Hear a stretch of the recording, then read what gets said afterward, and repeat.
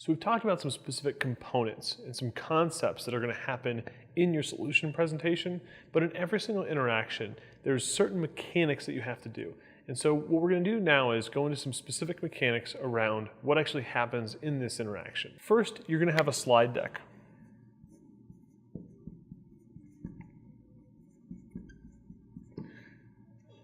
Now try not to go PowerPoint or Keynote crazy. This slide deck is really just a tool, a visual element to give you basically a kind of a walkthrough of what you're doing and to make sure that all of your key components that we just reviewed are actually in writing in your presentation. You don't want to just be verbalizing all of these key components. You want to summarize as best you can in writing and put that into a slide deck presentation. Now I always like to make sure my slides are printed, because you never know exactly what's going to happen when you go into your meeting. And obviously, if your meeting is over the internet and you're not actually meeting face-to-face with your customer, you don't need to worry about your slides being printed. You'll just do this through like a GoToMeeting or some type of screen share environment and show them your presentation. Kind of the worst solution would be to actually email them your slides ahead of time and have them go at their own pace. Usually you want to kind of control the environment. But if you are meeting in person, then I always recommend to have your slides printed. It's nice to have something to take notes on. So you usually want to make sure that you print the slides with a little section on one side to take the notes on. And make sure that your slides only include your key major points. You're going to want to verbally go through stuff on each one of your slides. So you don't want to have your slides have paragraphs and paragraphs of text. Typically you want to have no more than 6 words as part of a bullet point sentence. You don't want to have these big elaborate paragraphs that take time to read. You're going to want to verbally go through that information, but have your key takeaways on the slides. Now a laptop and a screen, those are kind of nice to haves. But don't get too distracted by the technology when you're doing your solution presentation. You don't want to be messing around with a projector and all that kind of stuff. If it's sitting there and it's ready to go and you can plug into it and get moving, then of course use the projector. It's nice to have your information kind of bigger on the screen in front of everybody. But if you don't have that opportunity, you could potentially use a laptop. And if you don't have a laptop, then I wouldn't really worry about it. Making sure that your slides are printed so somebody can actually read them and follow along is usually enough. Remember, we want to have this conversation be a face-to-face interaction. You don't want to be spending your entire time looking up at the screen or looking down at the paper, but you do want to give somebody some concrete things that they can use to follow along with your presentation. So now there's another component of the solution presentation that I want to bring up.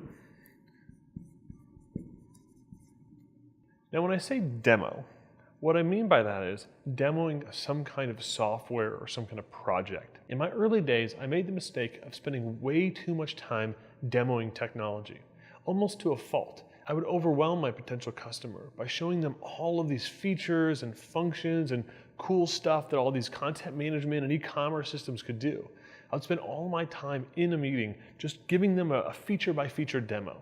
And what I found was these were highly ineffective, because really you only care about a couple of core features that matter most to that customer. And even then, usually it's better just to say, yeah, the technology can handle that. And you might want to open up the software and actually show a little bit of the program. But a lot of times when you do that, you need to be careful not to go down some rabbit hole where you spend 45 minutes exploring some kind of widget in the system.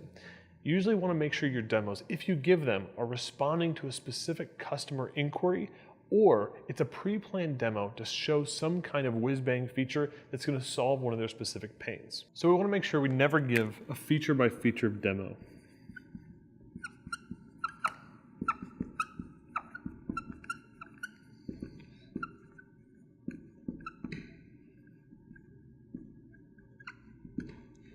In a lot of cases in my sales presentations, I like to keep technology completely off the table.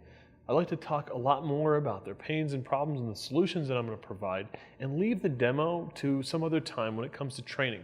Obviously, you need to be able to know that you're providing a great technology solution for their problems, but more often than not, you're going to be a lot more interested in the HTML and the cool functions and the cool widgets that you have at your fingertips, the tools that are in your chest, versus your customer's interest in those tools. So you're usually going to be a lot more interested in that stuff than your customer. The next thing that you're probably going to want to show is some kind of work sample or case study. Now when I say a work sample or a case study, I'm not talking about pulling up your website's portfolio page and scrolling through your websites and saying, hey, look at this design, and look at this design, look at this design. What I'm talking about here is to actually inject some authentic storytelling into your solution presentation.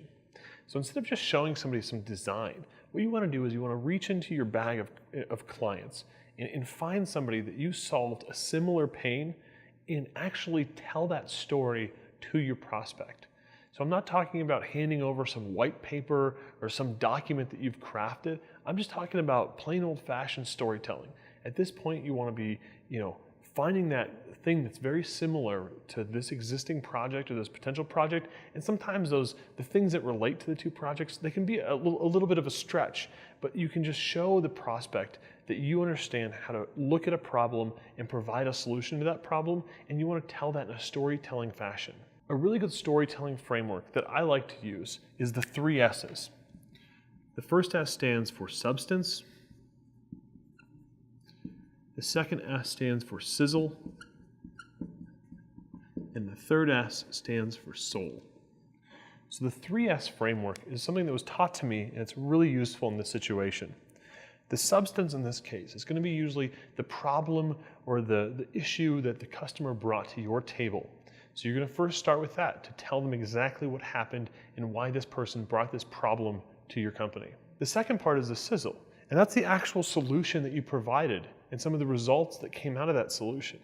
So you'll want to get specific around, we built a website for this customer, we helped them acquire this many more visitors to their website, which gave them this many more leads, and then this is what the customer's business thinks of that, maybe like a testimonial or something like that. And then you want to close out your story with a little bit of soul. And this might sound a little bit weird, but you want to actually tell them why that mattered so much to you, why you cared about providing this really cool solution to this other client, and what kind of impact it had on your business. What kind of things did it make you change about how you approach projects? What did you learn from that project? So you want to tie that all in to actually what mattered the most for you. The last part of this is going to be to solidify your solution. Now, solidifying your solution is all about getting feedback.